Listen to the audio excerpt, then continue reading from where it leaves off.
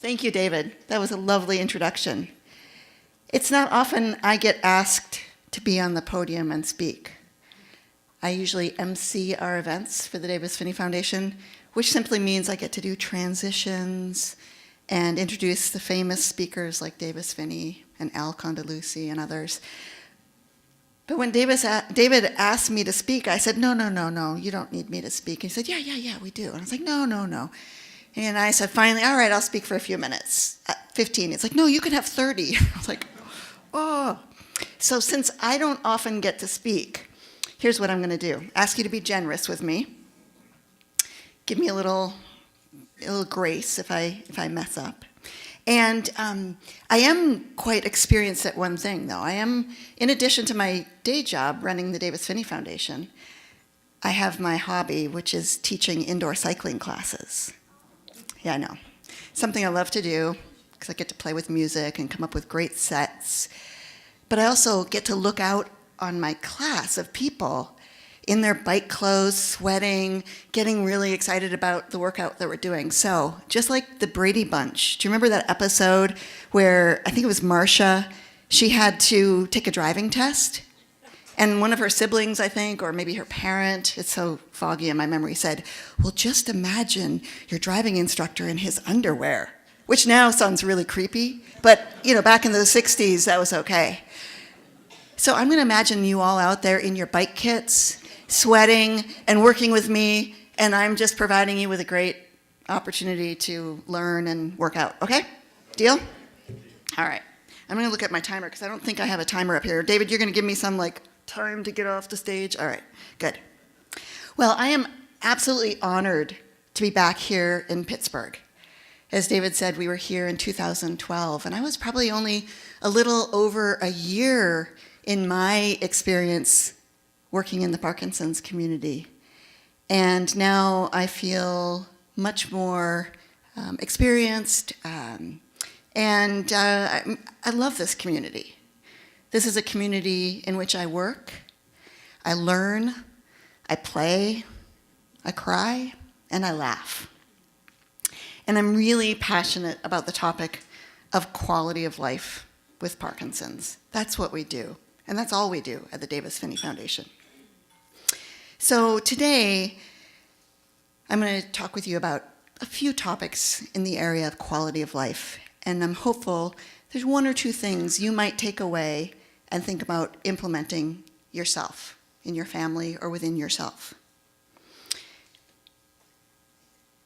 I'd like you to think about your own life experience. How many of you have raised a child? People are laughing. Oh yeah, 10 of them. How many of you have changed careers and navigated that change? Yeah? How about bought a house? Some of you have bought a house. How about gone back to school? Yeah. Maybe some of you have helped an aging parent. Yeah? I see a lot of nods. Through our life's journey, we've learned so many skills. And if you've done any of those things, or there are many other things in your life, you have the skills that it takes to live well with Parkinson's.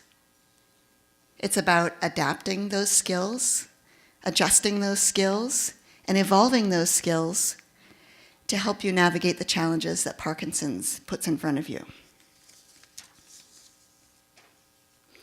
The first, most important step to living well, and Davis touched on this a bit, is assembling the right team, assembling your wellness team.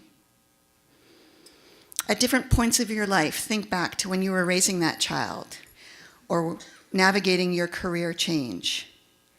You relied on the help, the care, the guidance, the expertise of teachers, of coaches, of family, pastors, friends. You have assembled teams before to help you. Nobody goes at this alone. Now you have to think about who's on your team, your wellness team. But unlike raising a child, Unlike helping an aging parent, you are at the center of this team. So think about today. Who's on your wellness team? Those are some lovely images of people with Parkinson's and team members to evoke who is on your team, who could you add to your team to help you.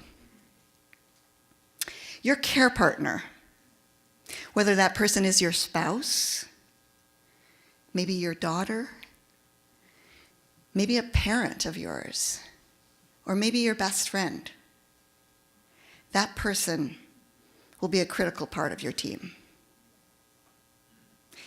And as time goes on, that person will probably become your general manager of your team.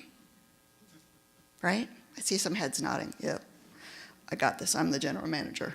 Yeah? Davis's wife, Connie, says, without equivocation, your care partner should be involved in each and every decision you make. She often tells the story and states emphatically that your care partner should go to every doctor's appointment with you. I know, right? That's many more ears in the room. And how much time do you get with your movement disorder specialist? 10 minutes? 7 minutes?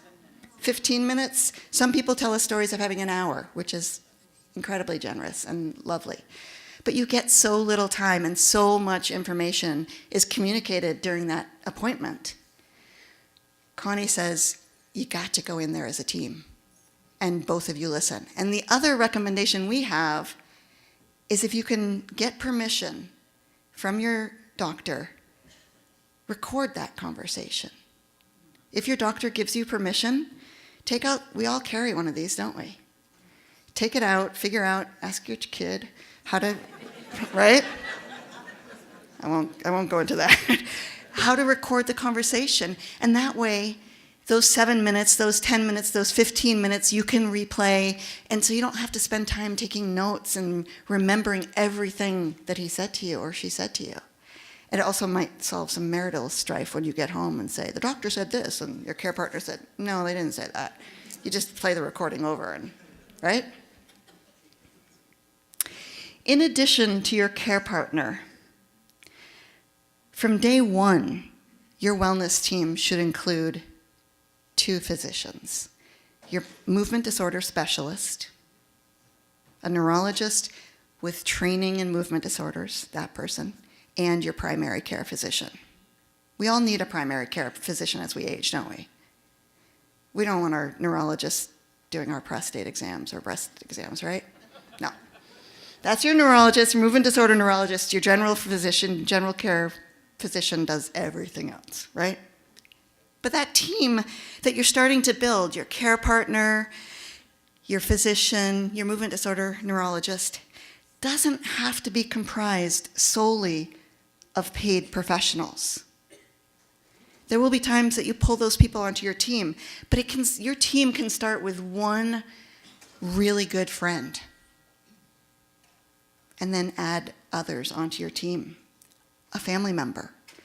As Davis said, somebody from your exercise class. Bring them in to your team.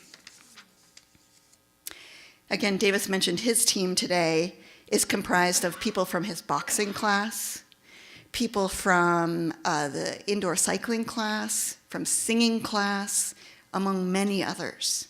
And they look out for one another. They check in on one another. I've been to some of those classes. If somebody's missing, they check in and call on one another. That's part of your team. Your wellness team will be unique to you, and it will be unique to where you are today. And when thinking about your team and your current needs, I'd like you to consider, I'm going to give you a bunch of kinds of professions you might want to bring onto your team during your journey. A physical therapist, so important, especially one who focuses on neurorehabilitation. An occupational therapist can do home safety checks, can help with driving assessments, can help with activities of daily living. We've heard about speech. Speech language pathologists can help with communication, swallowing. Dietitian, perhaps a counselor, a therapist for emotional support. A spiritual advisor. Maybe a trainer at the rec center. Somebody like me. I could be on somebody's team as your indoor cycling instructor. Maybe it's your pharmacist.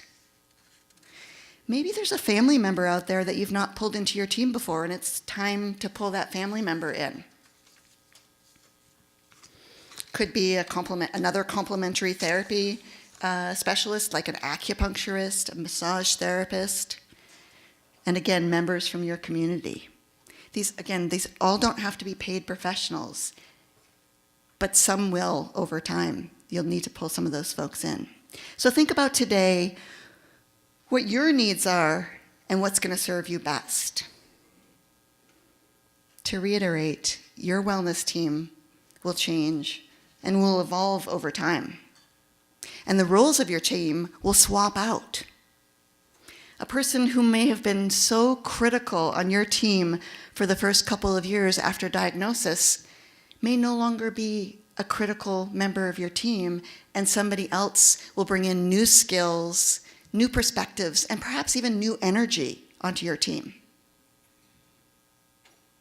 As you build and expand your team, this graphic, one of my team created for me, I love this, keeps you at the center. You at the center of that team. You are the captain of that team. So you might be saying, well, okay, I'm the captain.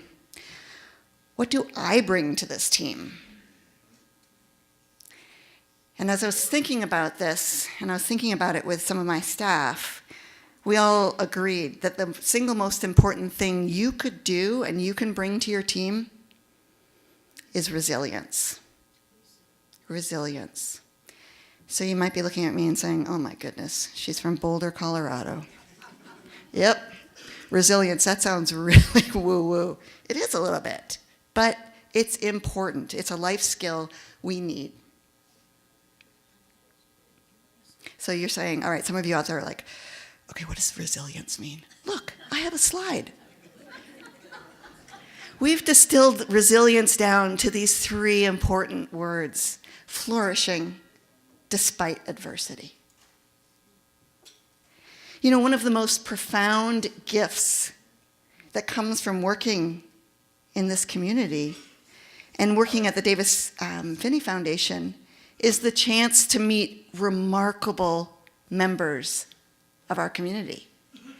And since I don't know you out in the audience, I thought I'd bring some examples of people that I've gotten close to over the years working in the Parkinson's community. And despite setbacks, despite physical issues, emotional ups and downs, these individuals have adapted, have adjusted, and inspire us daily. For example, Carl Robb. Carl was diagnosed at 23 years old. And he became a Reiki master. And he's been helping people heal for 15 years. He also has one of the most well-read and well-respected Parkinson's blogs out there. He's also an inventor. He's invented incredible devices to help people with Parkinson's with their daily activities. He invented this cool tip that you can put on your fingertip that can navigate your handheld device. So cool, because he found he couldn't use his phone. Rich Wildow was a nonprofit leader before he retired. And after his diagnosis, he's used those leadership skills to become into Parkinson's community activism. This past fall, he convinced a local health club to host and launch a Pedal for Parkinson's class. 3 days a week, 30 people show up. People with Parkinson's and their care partners, they show up religiously for this Pedal for Parkinson's class. And again, Rich is one example. These classes are happening all over the country. But Rich got this health club to launch this, and those classes are free. Right? That's amazing. And people get together. They're socially connected. They feel better. They're physically fit. And then there's the lovely, lovely Brenda Hutchinson. Brenda, I get choked up about this. She walked into our office at the Davis Phinney Foundation. I think we had 5 people on staff at the time. And she was in tears. She was diagnosed that day with Parkinson's. We had no idea how she found us. She was a former mountain climber. She had trekked through Nepal. She's also an intrepid adventurer. She told us a story of once getting invited to a wedding in Massachusetts, and she decided she would go. And she decided she would go by bicycle. So she bicycled across the country to Massachusetts. So here was this woman who was an intrepid adventurer, a mountain climber, and she was diagnosed with Parkinson's, and she walked into our office with tears streaming down her face, and she said, "What do I do? What's my new life going to look like? How do I relate?" That was about 6 years ago. Since then, she's made a huge impact in our community. She takes care of people. She reaches out to people. She is probably one of our favorite office volunteers. She brings this dessert called Death by Chocolate. That could be part of it. We like food in our office. But she's become a beloved face in our office, stuffing envelopes, putting stamps on the envelopes, helping us with mailings, helping us do our work. And recently I learned that she hosted a bunch of our staff at her house because they all wanted to learn how to cook Nepalese food. Right? Amazing. Carl Ames. We refer to Carl as Captain Carl. He has faced adversity and physical challenges of Parkinson's day in, day out. But just like that Energizer bunny, he keeps on going. He keeps showing up with a positive attitude despite the physical challenges. A few years ago, Carl's company bought a Segway so Carl could continue to work and race around the warehouse because he's lost his ability to walk very well. Isn't that amazing? These are amazing people we work with. And then, of course, it doesn't need much explaining, but 15 years ago, a few years after his diagnosis, Davis Phinney launched and started a nonprofit advocacy organization focused on helping people with Parkinson's live well today. And today, our organization reaches over 600,000 people a year with our work. Every day we hear stories about people who have turned their diagnosis from dark into light through the work that they're doing or for just who they're being in the world. So, what do these people all have in common? They're all not Olympians like Davis. Most of them aren't. What do they have in common? They're resilient. We all have the capacity to be resilient. It's not something we automatically are. You have to learn it and you have to practice it. Of course, life gives us many chances to practice resiliency. So, as captain of your own team, what can you do to practice resilience? Well, in our work, we talk to many, many, many members of our community, and we've distilled down really what are the 5 characteristics of resilient people with Parkinson's. And these 5 behaviors, some of them are a little harder to do, some of them are a little easier. I will put up a slide at the end that summarizes these 5 things, so you don't have to write them all down. You're welcome to. You can bring out your handy phone and you can take a picture of the slide. Super easy. Okay, so how am I doing for time, David? I think I'm okay. All right, so the first most important thing, you've heard this many times already today, and when Al Condalucci speaks this afternoon, you're going to hear it again. First most important thing, stay connected. Get and stay connected. I'm not going to go into deep discussion about that because Al will do that this afternoon. But we know that positive relationships, expanding your social circle, will play a significant role in facing adversity. The better our relationships, the healthier we are, and the stronger our resilience. Okay, number 1, get and stay connected. I'll just use a quick reference. When Brenda walked into our office, that took resilience. That took something to walk in tears, and connect with us. But that was the beginning of staying connected for her. Okay, number 2, take control of what you can control. One of the most important parts of resilience is your mindset, is your perception. Of course, in this process, there's grief, right?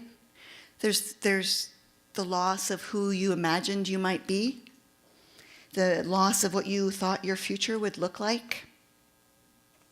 But what we've learned from our community is that instead of focusing on that loss and focus on taking control and turn it around into what you can do today. As Davis said, focus on those victories. Don't focus on how hard vacuuming is. Focus on reshift. When Davis talked about that, it was a shift in mindset, right? It's an entirely different way of thinking. And you can become resilient by taking control of how you perceive events and how you talk about them. I'm going to use Davis's wife again as an example. She used an analogy with me once that resonated with me. She said, before Parkinson's, you might have had plans to work, to travel, to retire, maybe to retire off to Tahiti, right? And then all of a sudden, you find yourself in London. And London is not what you expected. It is not what you planned for. It's cold. It's dark. There's not a good beach around. And honestly, the food is crap. But if you shift that mindset, London, you can think London is really cool too. I love that analogy that Connie uses. It's like, oh yeah, you're right. It's not Tahiti. London's pretty good. So often, I've heard people in our community say that once they took control and over the conditions that affected them, that's when they started living. Okay, that was number 2. Take control of what you can control. The third thing is adjust expectations. Adjust expectations. An important lesson that we've learned from the most resilient people around us is to let go a little bit at a time. That doesn't mean letting go of your big dreams and your big hopes, or letting go of the life as you planned it. It means letting go of getting Parkinson's right. Letting go of the idea that there's such a thing as living perfectly with Parkinson's. Let go of that idea. Set yourself up for success by being okay with whatever you can do at the moment. Set a goal. How about this one? Set a goal to attend exercise class 3 times a week. That may be huge. Maybe 2 times a week. Set a goal and then Don't beat yourself up. Don't throw in the towel if your body just doesn't cooperate this week. It's okay. But set that goal and be accepting of those changes. Make a plan. Make a plan to retire or change your career. Be open to the possible messiness of that transition. We know, you know better than anybody, Parkinson's is unpredictable, right? And its unpredictability may demand that you change your goals from day to day. The good thing is that when you're able to do that with peace and with ease, you build that resilience muscle. All right, that's the third thing. Adjust your own expectations. Fourth thing, plan for when you're at your best. This is probably the easiest of the 5 behaviors, and probably the most accessible of all of them. As a person with Parkinson's or as a care partner, you've learned that there are good times and not so easy times. You've learned that there are good days and there are bad days. You have thoughts that make you feel alive, empowered, energized. And then you have thoughts that drain you of your energy. What we've observed in our community is that those who are able to thrive while living with Parkinson's is they accept all of those things as part of their experience. But they've become masters of taking advantage of the opportunities when they're at their best. They exercise, run errands, go to work, connect with others, take on creative projects when they're on. And these individuals welcome rest. They welcome recovery, time alone, and help from others when their physical, cognitive, or emotional strength weakens. Being okay in both spaces, that's a victory. And feeling victorious, no matter how large or how small, builds resiliency. See the theme? I'm like a teacher. Oh, it's all about resiliency. Resiliency. All right, the last and probably the most woo-woo, right, is practice self-compassion and acceptance. Self-compassion and acceptance. Self-compassion activates that caregiving system in our brain and prompts us to act and protect and care for ourselves. Those positive emotions are the catalysts to help us build better relationships, experience less stress, experience less loneliness, be more creative, sleep better. Who couldn't use sleeping better? We're going to hear more about that this afternoon, aren't we? Be more optimistic and, yes, increase our resilience. Accepting a diagnosis of Parkinson's and all of the changes that it brings, physically, emotionally, mentally, is easier said than done. We know that. However, not doing so is an alternative that can lead to more depression and more apathy. And when you're in that state, you're less likely to take the kinds of actions that will have profound improvement on your quality of life. Taken together, implementing these 5 behaviors plus building your wellness team, they may seem like a tall order. But it's encouraging to know that they're within reach, they're within you. You have those skills. Like Carl, like Brenda, like Rich, or Captain Carl. These are things that you can do yourself. Their backgrounds weren't any different than yours. Or they were different, but they're They were similar. If you don't know how to become more resilient, you got to practice those skills. We have a webinar that we offered on resilience. We've got worksheets, and we can help you with that. You've got people in your community who can help you with that. But maybe you could take one of these 5 things and start to build your resiliency. I know you're probably saying, well, how do I do that? I don't have motivation. Parkinson's has taken motivation out of me. I'm going to tell you, you just have to decide. You've got to decide. Not so much with your head, but with your body. You've got to decide. If you start thinking about deciding, you get stuck in that analysis paralysis mode. You just got to do it. We all remind ourselves why walking into the Davis Phinney Foundation offices to volunteer is hard, or why walking into a boxing class is way too scary, or why getting on an indoor bike is too hard. But your brain will just get busy with all the reasons why that's impossible. And your brain is going to try to protect you from doing something uncomfortable. You just have to decide. You can't wait. You can't wait for the confidence or the courage.